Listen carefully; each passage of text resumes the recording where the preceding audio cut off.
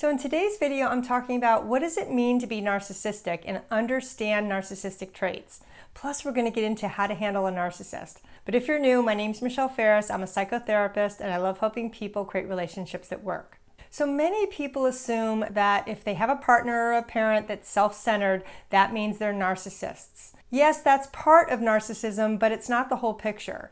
It's based on a continuum from mild, moderate to severe. On the severe end, this is called narcissistic personality disorder. On the mild end, it's self-centered. And when narcissism is moderate, then it really shows up a lot in their personality and their relationships.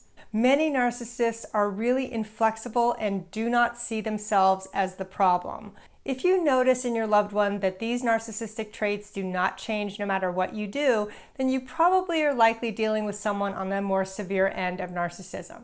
So the first narcissistic trait is a need to be center of attention. This could be at a party, this could be just home alone with you. They may not be able to have the focus off of them in any way. Even when you're talking to them, they're going to revert the conversation back to themselves because that's where they feel safest. They're not good listeners and good supporters. The next narcissistic trait is lacking empathy and compassion. This is a big one and it's hard to understand because if you're a compassionate, sensitive person and maybe you're on the codependent side, it really is difficult to understand how somebody cannot feel for somebody else. But narcissists don't. They're just not built to feel for somebody else. Another narcissistic trait is that they cannot tolerate any perceived criticism. In fact, if you give them any feedback at all, they tend to catastrophize it and think you're telling them they're the worst person in the world. Because the narcissist, especially in the severe form, talk in extremes. So they definitely don't handle feedback well.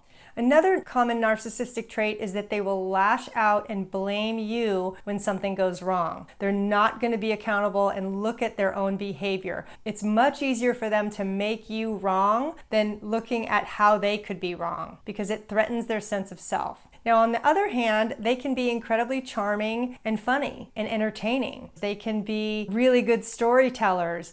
And the reason why is because they love the focus to be on themselves. Another interesting trait is that they can give generously, especially if they have an audience. So maybe they give you flowers, but at work, because they want everybody at work to know how good a boyfriend they are. This can also be referred to as love bombing, where in the beginning of the relationship, they shower you with attention, with praise, with gifts, but it feels overwhelming and possibly ingenuine.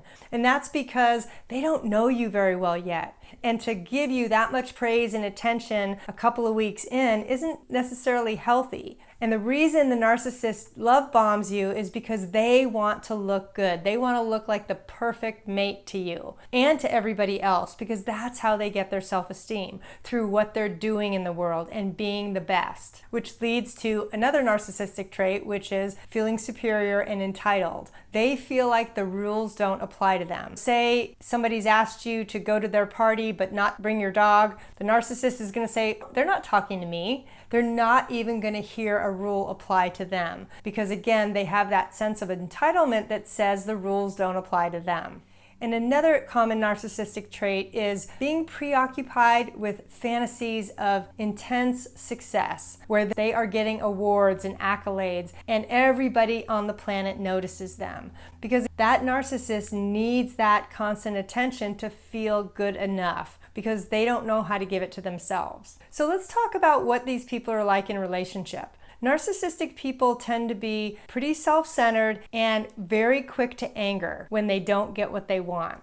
It's very common to experience gaslighting with a narcissist, which means they're going to make you question your reality and feel crazy so that they don't have to look at their own behavior. This can involve intense blaming, picking you apart, judging everything you do, finding that little grain of truth and blowing it up so that you start to question, oh my gosh, maybe I am wrong and they're right. And that's why gaslighting is so destructive to our self-esteem and to the relationship, because you never really feel emotionally safe with a narcissist because they're always making you question yourself. Now, if you've ever been in a relationship with a narcissist, say me too in the comments. You're not alone. So because narcissistic relationships are so toxic and difficult to handle, you're going to need some tools on how to handle a narcissist. So the first thing I want you to do is educate yourself on narcissism. When you understand what love bombing looks like, what gaslighting looks like, when you start to understand what narcissism really is, it's going to help you not personalize it. Because what I want you to do is not take these behaviors to mean anything negative about you.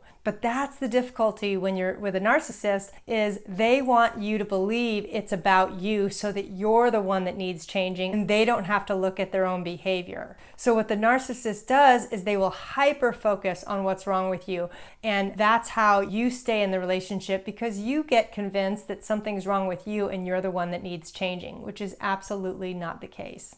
So the more you can recognize narcissistic traits as being something that the other person is responsible for, that's going to help you realize that you're not doing anything wrong. So one way to do this is I have my clients give the narcissistic behavior a nickname, like the avalanche or the tornado. Because when those behaviors pop up, I want you to tell yourself, oh, that's just the tornado again. That's not about me. And giving it a nickname can definitely help you do that. The next thing you need to do to handle a narcissist is have realistic expectations. Now, I know this sounds obvious, but I can't tell you how many people have come to me and said they're so frustrated because their partner doesn't care about how they feel. And that's a true narcissist, where they have no empathy for you. But you expecting them to have empathy and be like your friends and family is just going to frustrate you even more. So the best way to handle a narcissist is to accept them for who they are with their limitations. Often we may need to practice detachment and really strong boundaries here, because the narcissist is going to want to dominate you and the relationship in order to be right.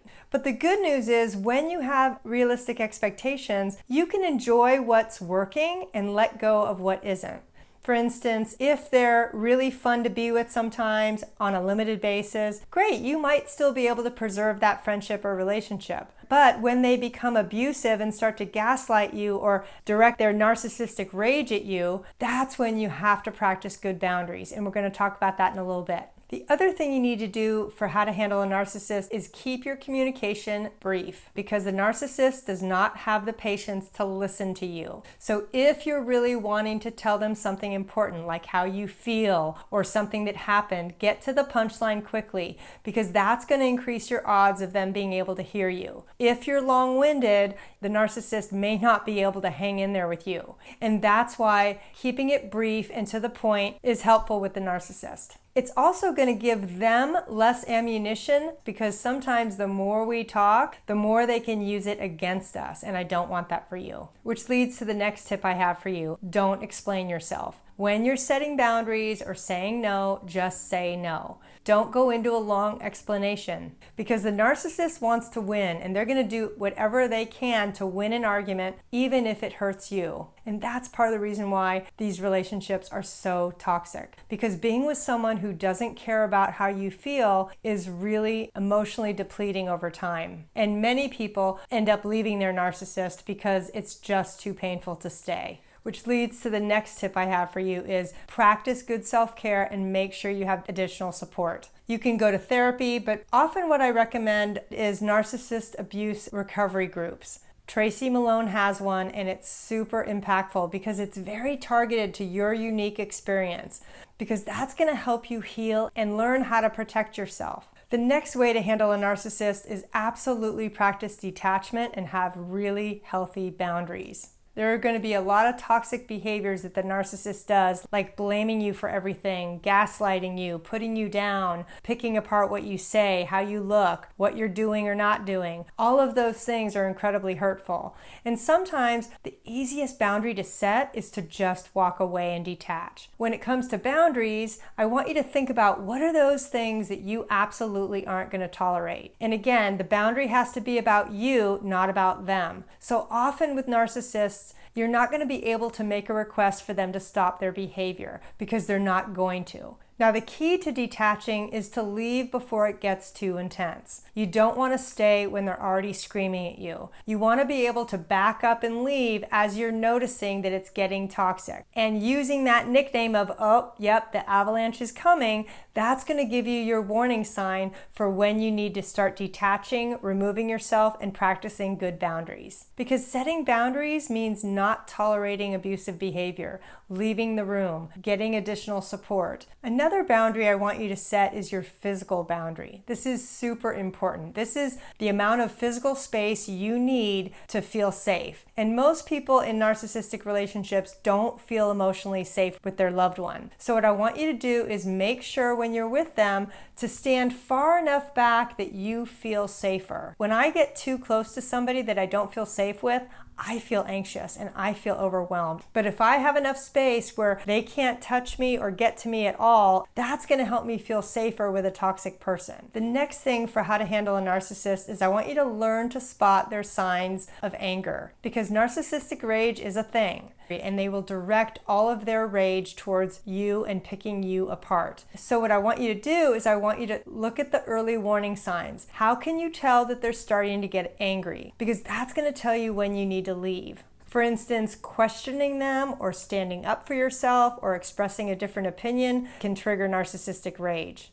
And narcissists typically don't apologize for their behavior, even when it's abusive. Although the one time they will is if it makes them look good. But typically, narcissists will avoid being accountable at all costs because they don't perceive themselves wrong in any way. Being in a narcissistic relationship, you will need to accept the limitations, because this relationship is not going to be a loving, mutually supportive relationship. And trying to change the narcissist's behavior is what is going to create additional suffering for you. But here's the thing. We want to accept their behavior without tolerating the abuse. If they become abusive, I have choices. I can call somebody. I can leave the room. I can get some counseling.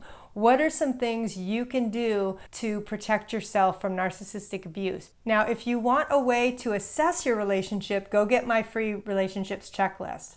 And the next thing I want you to do is go watch my video on what makes a healthy relationship. Thanks so much.